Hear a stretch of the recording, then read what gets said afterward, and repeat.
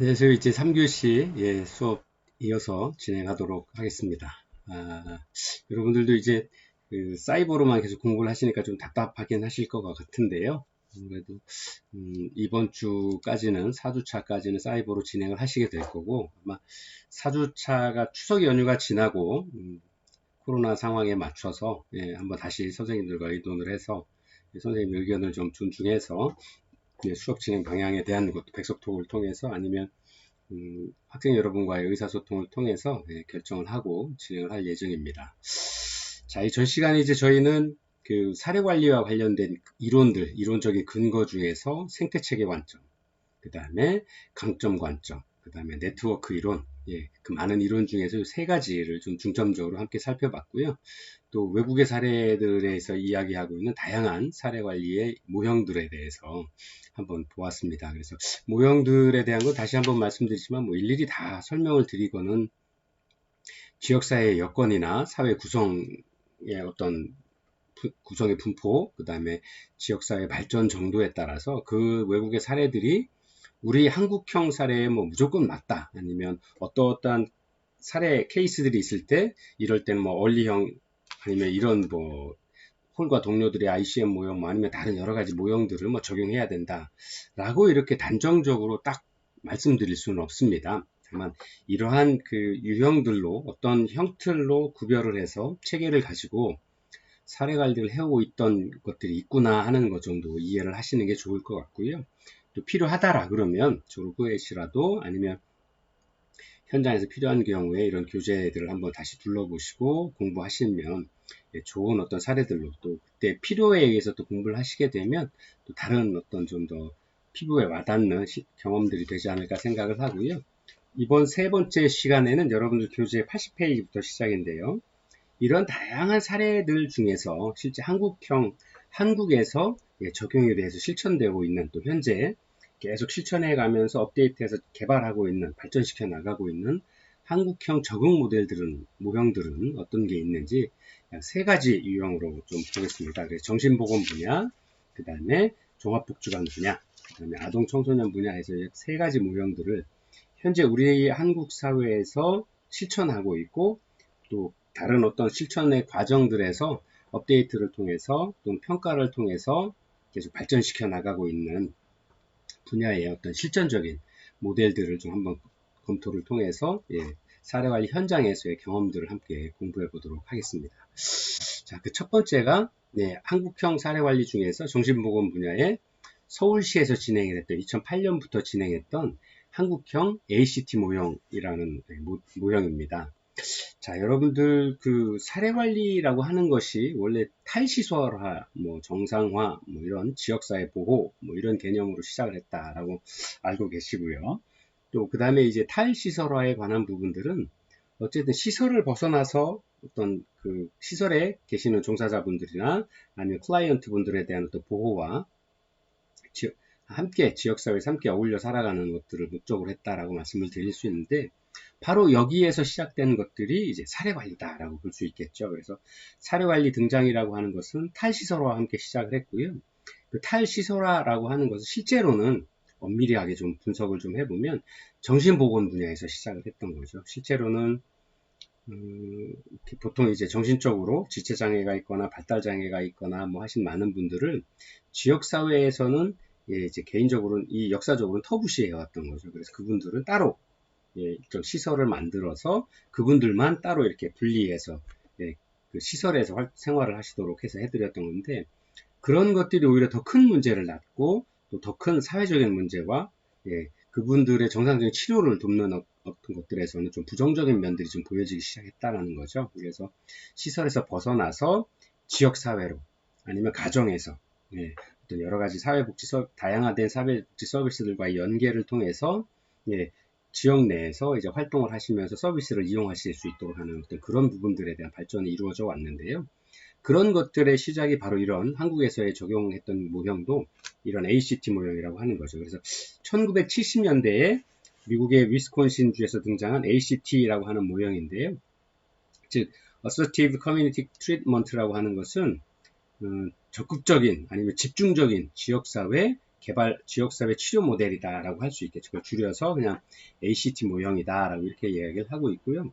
실제로는 정신장애인을 위한 다학문적인 그리고 그런 전문가 팀들이 모여서 집중적인 지역사회 중심의 기반 돌봄 서비스를 지속적으로 그리고 포괄적으로 제공한 모형이 바로 ACT 모형이다라고 설명을 드릴 수 있습니다. 그래서 그 정신보건 장애인들 분들에 대한 재발 방지, 또 입원 기간 감소 등 근거 기반을 평가를 했을 때 아주 성공적인 어떤 모델이었다라고 평가를 받고 있죠. 그래서 이 ACT 모형은 실제로 우리나라의 수원에서 수원시 정신보건센터, 그 다음에 오정구, 부천 오정구의 이제 재활 네트워크 등에서도 시도한 바가 있고요. 그렇게 이러한 어떤 그 모형의 실천을 통해서 우리나라에서도 ACT 모형이 정신장애인들에 대한 입원 기간과 기능 수준, 그 다음에 삶의 만족도에 있어서도 유의미한 효과를 거뒀다라고 평가를 받고 있습니다. 그래서 서울시에서도 이런 ACT 모형을 기반으로 해서 2008년부터 정신병에 대한 장애나 분열 정동장애, 또 뭐 양극성 정동장애, 뭐 우울장애, 뭐 이러한 진단을 받으신 대상들을 포괄하는 서비스들을 지역정신건강복지센터에서 사례관리의 어떤 프로토콜로 사용을 했죠. 사례관리의 어떤 실천 모형으로 실천을 해가지고 개발을 해가지고요. 이렇게 지금에까지 발전을 해오고 있습니다. 그래서 처음에 이제 2008년에 시작을 했던 한국 사회 내에서 미국의 어떤 모형들을 가지고 적응을 했던 거고요. 처음에는 등록 대상 기준을 이제 정신병적 장애를 가진 그 진단 기준을 가지고 클라이언트의 등록 대상으로 했었고요. 관리 부분에 있어서는 욕구도 파악에 따라서 위기 관리 또는 집중 관리 아니면 현상의 유지, 치료 등으로 분류를 이렇게 세 가지 정도로 해왔다라고 볼 수 있습니다. 그 다음에 등록 기간은 사망 또 전출 사유가 아닌 이상은 지속적으로 어떤 서비스를 제공할 수 있는 어떤 그 모형으로 제공을 했었고요. 연계 체계에는 연계 이후에도 지속적으로 지역사회 내에서 정신보건센터에서 지속적인 데이터를 가지고 그분들에 대한 모니터링이나 사후관리를 통해서 서비스가 지속적으로 되도록 또 그렇게 함으로써 정신장애인 분들의 가장 큰 피해자라고 말씀드리면 참 표현이 모호합니다만 정신장애인 분과 그 다음에 그 가족분들이 다 엄청난 피해를 가지고 계시죠. 그래서 정신장애인 클라이언트 뿐만 아니라 그 가족에게도 지속적으로 가족 상담이라든가 가족들이 함께 할 수 있는 어떤 다양한 서비스들을 이러한 그 정신보건복지센터, 지역에 있는 정신보건복지센터에서 이러한 서울시 한국형 ACT 모형을 가지고 지속적으로 등록시켜서 관리를 해왔다라는 거죠. 그래서 이렇게 계속 발달해 와서 2012년에는 조금 더 확대해서 가져오게 된 거죠. 그래서 2012년 서울형 ACT 모형들을 이제 제시를 하게 되었는데요. 여러분들이 이제 표를 보시는 이 표가 이제 여러분들 교재 81페이지에 잘 나와 있는데요. 서울시에 있는 ACT 모형은 델파이 조사에 근거해서 8대 등록 기준으로 이제 자리를 매김을 하게 됩니다. 그동안은 이제 정신병적 장애 등에 의한 진단 기준을 가지고 따라 그러면 조금 더 확대하고 조금 더 세분화시켜서 델파이 조사에 의해서 전문가들에게 어떻게 하면 그 정신병적 장애인 지역사회에 계시는 클라이언트와 그 가족을 좀 진단을 통해서 서비스를 지속적으로 받을 수 있도록 서비스 이용을 할 수 있도록 만들어줄 거냐 했던 부분들에 대해서 정신병에 대한 어떤 진단뿐만 아니라 전문가들의 의견을 들어서 델파이 조사에 의한 전문가의 의견을 포함을 시켜서 8대 등록 기준을 가지게 되었습니다. 그래서 첫 번째가 즉각적인 개입이 없으면 자해나 타해의 위험이 있는 대상자도 이제 ACT 모형으로 서비스 대상자로 등록 기준을 하도록 확정을 한 거고요. 또 자살 시도력 및 구체적인 자살 계획으로 자살 시도 위험이 있다고 판단되는 대상자, 또 잦은 병원 이용이나 정신과 응급 서비스 사용이 높은 대상자, 불안정한 만성질환 대상자, 또 정신보건심판위원회 퇴원 명령 대상자, 외래 치료명령제 의뢰 대상자, 병원을 퇴원해서 가정으로 돌아오는 과정에 있는 정신질환자분, 또 초발 정신질환자 이렇게 8가지로 등록 기준을 좀 세분화시키고 확대해서 이러한 서울시 ACT 모형에서의 서비스 등록 대상 기준으로 이렇게 자리를 확대를 해서 정리를 해놓게 되었습니다. 그 다음에 관리 구분은 8대 등록 기준 대상자에 따라서 집중 사례 관리, 또 등록 기준에 대해 미해당자는 초기에 평가하고 지역사회 다른 서비스에 연계할 수 있도록 하는 이런 어떤 관리에 대한 어떤 좀 더 세분화된 어떤 기준들을 가지게 되었고요. 등록 기간은 목표 달성 시점까지 서비스를 지속적으로 제공하는 것. 그 다음에 연계 체계는 기관 연계 후에 종결된다라는 거죠. 그래서 종결이 된 이후에도 다시 또 문제가 생긴다 그러면 다시 ACT 모형으로 정신건강복지센터에 다시 재등록하는 과정들을 거쳐서 서비스를 지속적으로 이용할 수 있도록 이렇게 해 나왔습니다. 그래서 이렇게 만들어진 ACT 모형이 우리나라에서도 전문가들의 평가를 통해서 그 사례관리 서비스에 대한 종사자들에 대한 이해도 및 적용 가능성 검증을 통해서 보완되고 있다는 점에서 굉장히 의미가 있고, 그런 의미를 가지고 한국형 모형으로서의 자리를 잡아가고 있다라고 이렇게 설명을 드릴 수 있을 것 같습니다. 그리고 서울시 지역사회 ACT 모형, 서울형의 ACT 모형에서는 이런 다양한 분류 체계를 가지고 있었다라고 그러는 거죠. 그래서 이런 다양한 대상군에 대해서 집중 개별 서비스 계획, 집중 사례 관리팀, 자원 탐색팀, 초기 상담, 정보 제공, 그 다음에 증진 서비스 연계, 그래서 트레이지라고 하는 것이 분류 체계를 좀 가지고 있었다. 그러니까 등록 대상에서 어떤 관리 대상에서의 분류를 어떻게 할 거냐. 그래서 이렇게 4개로 IBAP라고 하는 4개 그룹으로 나눠서 집중 사례 관리를 한다거나, 연계한다거나, 일반 상담을 한다거나, 증진 서비스를 제공하는 어떤 이런 체계를 갖추기 시작을 했다라고 하는 것이 좀 의미가 있을 것 같습니다. 그래서 이 다양한 외부 기관에서 서울시 정신보건센터로 이런 의뢰가 클라이언트와 그 가족에 대한 사례 관리에 대한 의뢰가 들어오는 거고요. 그 사례 관리가 들어오면 초기 사정을 통해서 이렇게 4가지 ABAP의 4가지 분류 체계를 가지고 그거에 맞는 클라이언트와 그 가족의 현재 상황에 맞는 서비스들을 연계를 해주게 되는 거죠. 그래서 필요하면 연계되어 있는 게 정신의료기관이나 아니면 사회보장 서비스와 연계한다거나 아니면 사회복지 시설에, 그래서 어떤 분류 체계에 어떤 서비스를 좀 받아야 되느냐에 따라서 집중사례 관리를 받아야 된다라 그러면 아무래도 치료와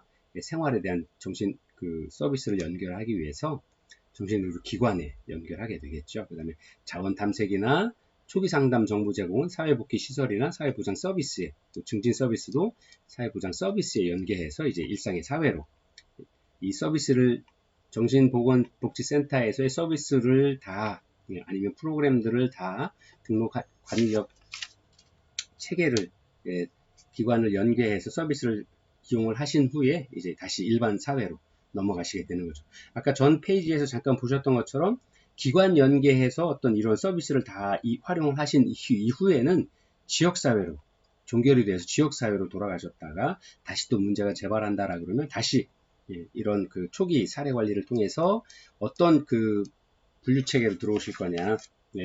그래서 집중 사례 관리인지 아니면 어떤 구별을 통해서 지역 정신건강증진센터에서의 분류 체계 내에서의 필요한 서비스를 또 다시 이용받으실 수 있는 어떤 그런 체계를 가지고 진행을 해왔다. 이것이 바로 서울시 지역사회 중증 정신질환 사례관리 체계로 한국형 ACT 모형이다라고 저희가 설명을 하는 이런 시스템 모형들을 가지고 운영을 해왔다라고 말씀을 드릴 수 있을 것 같습니다. 그래서 집중사례관리 그룹은 집중사례관리 그룹은 보통 이제 인텐시브 케이스 매니지먼트 그룹이다라 그래서 인텐시브라는 것이 이제 집중 치료를 하게 되는 거죠. 집중해서.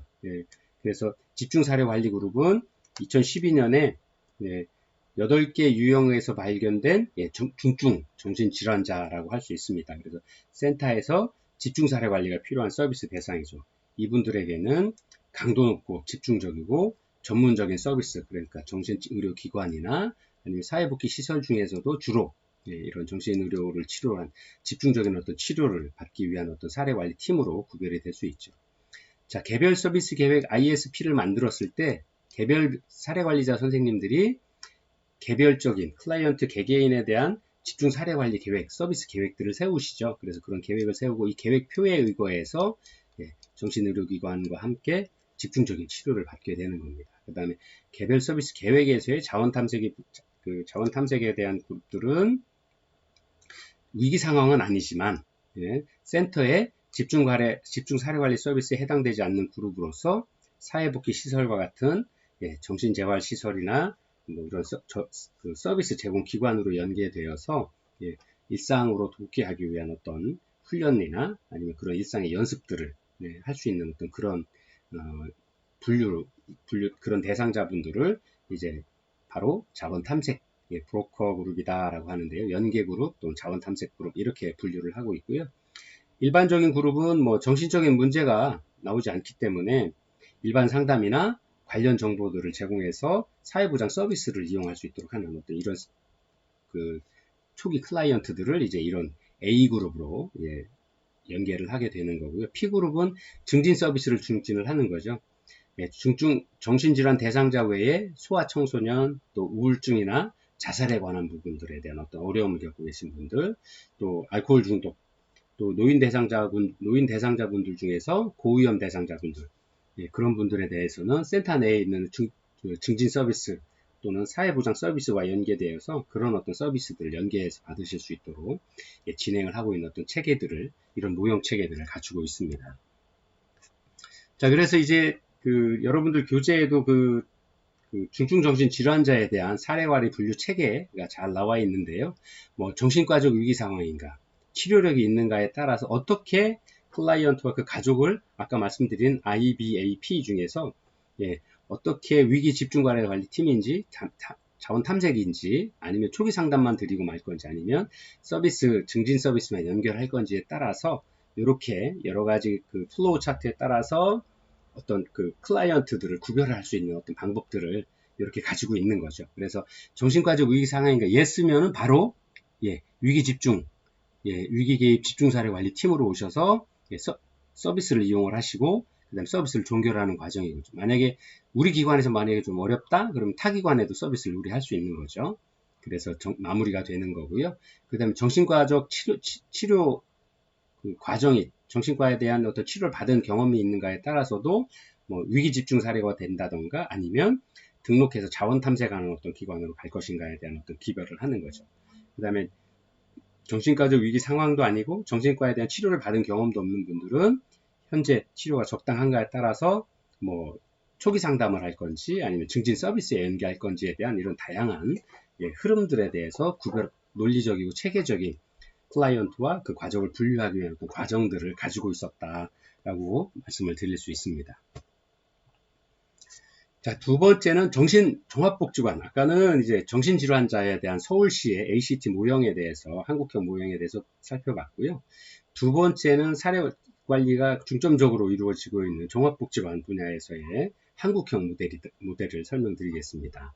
그래서 종합복지관 분야에서의 한국형 모형은 인천광역시에서 실시한 종합복지관에 대한 통합 사례관리 모형이 이제 대표적으로 좀 말씀드릴 수 있겠다라고 하는 거죠. 그래서 이 통합 사례관리 모형은 인천광역시의 종합사회복지관 사례관리 모형의 운영 체계를 구축함에 있어서 사례관리를 좀 네트워크를 구축하고 사회복지관의 기능을 재편하고 지역사회를 기반으로 한 사례관리 네트워크를 구성하고 또 자문과 솔루션 기능을 반영하고 지역사회 자원 네트워크 등 조직적이고 체계적인 네트워크를 구성을 했던 어떤 틀로서 한국형 모델의 좀 특징을 좀 보여주고 있다라고 할 수 있습니다. 그래서 보통은 이제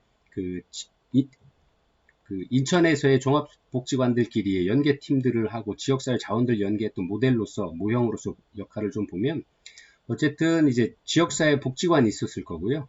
종합복지관이 있고요. 그 다음에 이 복지관은 인천광역시 사회복지관협회나 아니면 인천광역시의 재정지원이나 행정지원을 받고 있는 기관들이죠.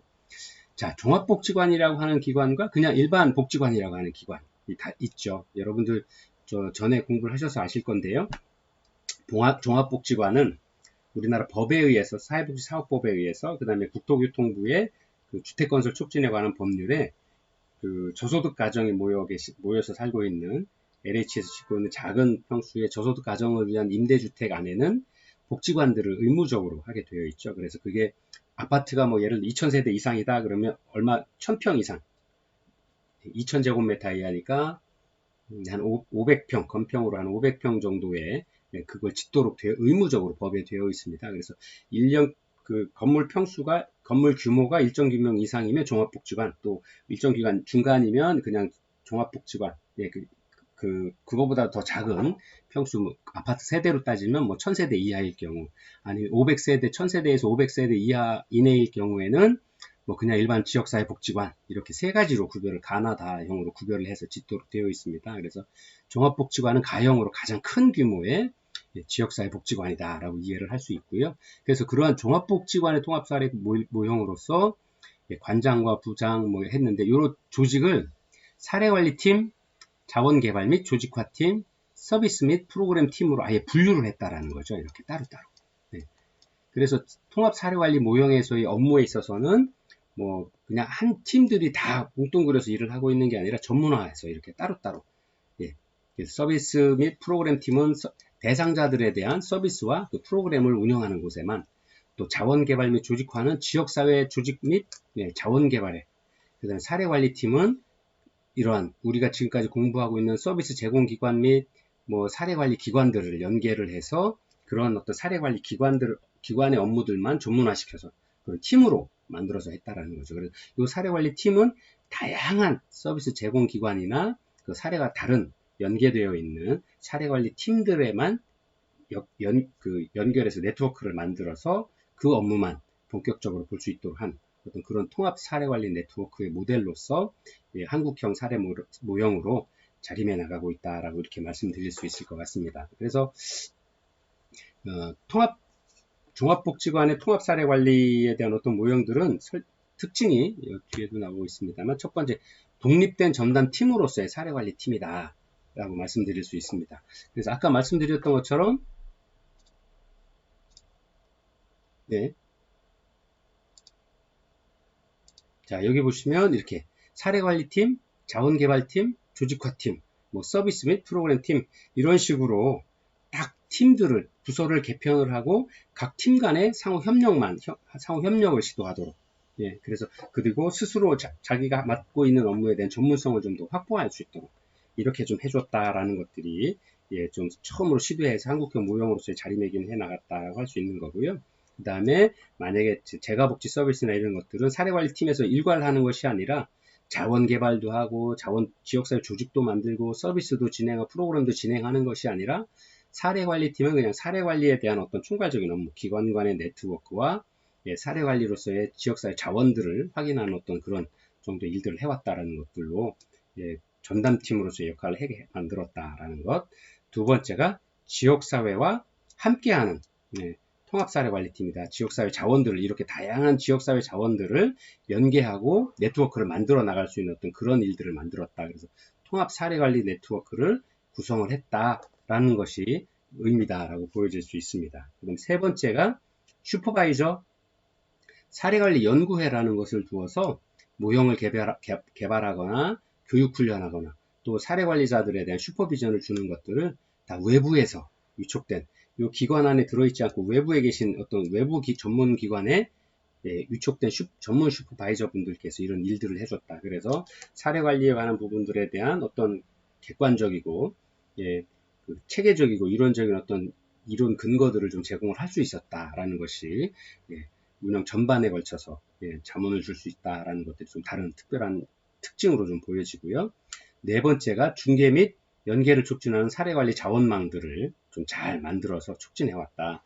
그래서 각 복지관이 지역사회 자원들을 인적 자원, 인적 물적 자원, 또 공공, 민간, 또 복지, 문화, 의료, 주거 등의 영역별 자원들을 조직화하고 목록화하도록 이렇게 하나씩 나눠서 분야별로 우리 사회에서 클라이언트와 그 가족에게 필요한 서비스 분야별로 다 나누어서 이런 것들 목록화하고 조직화해서 활용할 수 있도록 했다라는 것입니다. 그 다음에 다학제적 자문을 위한 솔루션 위원회를 두었다라는 거죠. 그래서 행정적인 판단이나 임상적인 자문을 둘 수 있도록, 그래서 자문을 사례관리팀에 제공할 수 있도록 하는 이런 조직들을 좀 갖췄다라는 것이, 그 다음에 그런 것들을 구단이나 지역사회, 지역 단위로 종합복지관에서 하고 있는 사례관리팀에 이런 서비스를 제공할 수 있도록 하는 것들을 했다라는 거죠.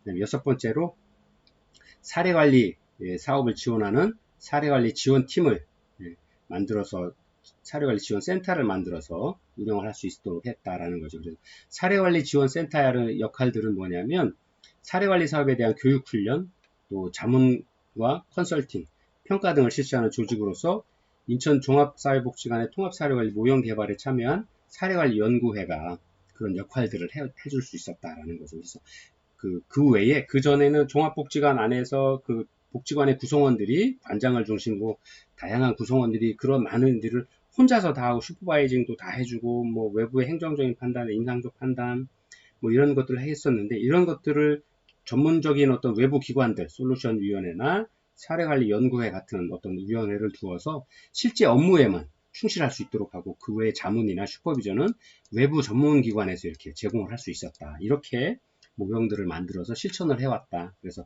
지금의 우리나라에서의 어떤 모형으로서 자리매김을 해 나가고 있다라는 거죠. 그래서 만약에 이제 여러분들이 현장에 가셔서 어떤 사례관리 회의를 참석을 하거나 해보시면 지금은 이제 저희 기관에서도 상담을 하면 이제 외부의 전문가 자문 슈퍼비전이나 아니면 솔루션 회의 때 이런 외부의 기관에서 오시는 분들 당연히 모시는 걸로 이제 이해를 하고 있거든요.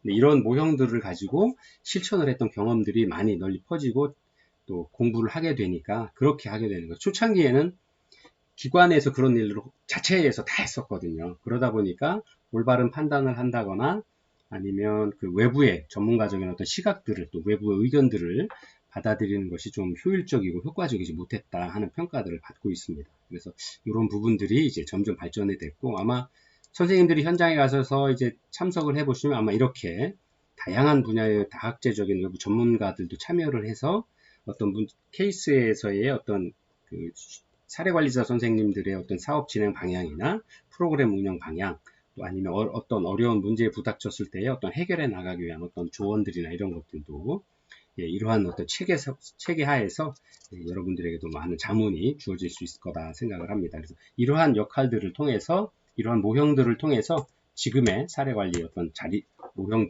형태들을 갖춰 나가고 있다라고 이렇게 말씀드릴 수 있을 것 같습니다. 죄송합니다. 자, 그리고 마지막으로요. 아동 청소년 분야에서의 사례관리 방향입니다. 그래서 이 사례관리 모형에는 저희가 보통 이제 월드비전에서 하고 있는 사례관리 모형들을 소개를 하고 있는데요. 월드비전의 이제 사례관리 모형은 아동과 그 가정을 중심으로 사례관리를 실천하고 있습니다. 그래서 그러한 어떤 모형들에 있어서는 좀 다른 어떤 모형들보다도 굉장히 우리나라에서 활동적으로 역할들을 하고 있어서 이런 모형들을 소개해 드리는데요.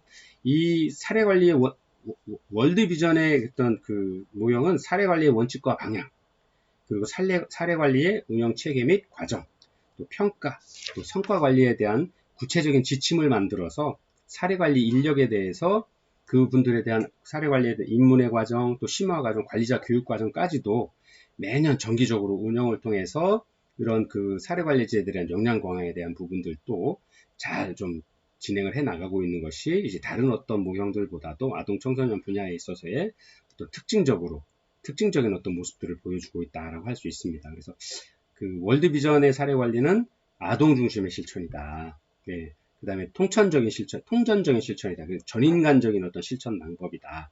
전 생애에 걸쳐서 일어날 수 있는 인간의 삶과 관련된 다양한 모든 분야에 대해서 어떤 실천을 실천을 기준으로 하고 있고요. 또 지역사회 중심의 실천이 되어야 된다. 그다음에 강점 관점의 실천이다. 그다음에 옹호적인 어떤 실천 방법이다. 또 반영적 실천을 핵심 원칙으로 하고 있습니다. 그래서 아동과 그 가족의 복지 향상, 그 다음에 아동의 능력 강화, 또 아동의 관계성 회복, 또 상호 의존적인 지역사회의 역량 강화, 또 사회제도와 구조의 변화를 목표로 이러한 어떤 그 월드비전의 사례관리를 운영을 해 나가고 있습니다. 그래서 월드비전에서의 운영 체계는 클라이언트 체계, 그 다음에 내외부 체계, 그 다음에 사례관리자 지원 체계, 직원 교육 훈련 체계, 그 다음에 정보관리 체계, 뭐 이렇게 운영 체계들을 가지고 있어서 그 체계 안에서 사례관리를 운영을 해 나가도 또 직원들의 역량 강화도 해 나갈 수 있도록 하고 있습니다. 그래서 그 여러분들 교재 87페이지에 월드비전 사례관리 유형 및 유형별 주요 개입 방안 이렇게 나와 있는데요. 유형별을 유형을 이렇게 기본형, 그 다음에 일반형, 그 다음에 통합형 이렇게 세 가지로 나누고 있습니다.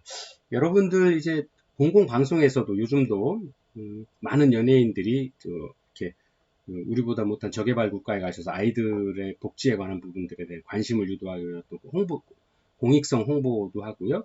그런 것들을 보시게 해서 월드비전에 후원을 하면 그 비용을 가지고 뭐 아프리카의 어느 나라의 아이들을 위한 것, 건강한 식수를 제공하기 위한 방법, 또 아이들의 교육을 위한 방법, 그 다음에 또 그 부모를 잃고 어렵게 사는 아이들, 그 청소년 가장들을 위한 어떤 지원 사업들을 해나가는 것들을 광고를 통해서나 아니면 프로그램에서의 매체를 통해서도 많이 보실 수 있을 겁니다. 근데 그 중에서도 사례 관리에 있어서는 이렇게 세 가지, 아이와 그 가족을 대상으로 하는 사례 관리에 있어서 기본형, 일반형, 통합형, 이렇게 세 가지로 구별을 좀 하고 있다라고 설명을 드릴 수 있습니다. 그래서 기본형은 기존의 내부 자원을 통해서 욕구 충족이 가능한 사례는 이제 기본형이다라고 이야기를 하고 있고요.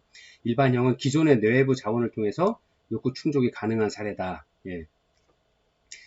내부뿐만 아니라 외부 자원까지도 해야 되는. 통합형은 기존의 내외부 자원 연계 및 새로운 자원 개발을 통해서 욕구 충족이 가능한 사례다. 이렇게 대상자 특성을 구별을 하고 있습니다. 그래서 그 대상자 특성에 맞는 목표들, 또 그 다음에 목표에 있어서도 기본형은 아동과 가족의 복지 향상, 일반형은 아동과 가족의 복지 향상뿐만 아니라 아동의 능력 강화나 관계성 회복에 관한 부분, 통합형은 거기에 더해서 지역사회 역량 강화와 사회제도와 구조의 변화까지 이루어지도록 하는 겁니다. 그래서 사례관리에 대한 기본 계약기간도 2년, 뭐 1년, 뭐 이래서 다 필요하면 뭐 더 연장해서 할 수 있도록 하는 거죠. 그래서 제4정 주기도 이렇게 뭐 2년에 한 번, 또는 1년에 한 번, 또 6개월에 한 번, 이런 식으로 진행을 해 나가고 있습니다. 근데 모니터링도, 점검도 뭐 6개월에 한 번이라든가, 3개월에 한 번, 또는 매달 1개월에 1회 한다든가 해서 그 구분된 사료관리 유형에 따라서 어떠한